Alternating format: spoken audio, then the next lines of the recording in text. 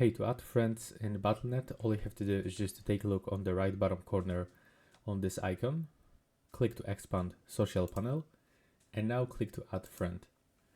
And from here, you've got two options. You can invite your friends from the Battlenet by inputting the battle tag of your friend or email, but also you can connect your Facebook account and invite everyone from Facebook.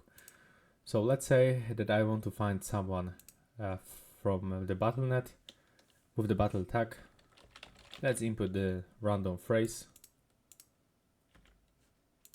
Okay, but additionally we have to also input this tag. So let's try to do this one more time. And now we can actually send the request. So click to send. And as you can see, the friend request was sent to this player with this name and the tag. And that's how it looks. If you are looking for some other videos about the Battlenet, just click on the description of this video and tap on the playlist below. And right now, please subscribe and see you in the next one.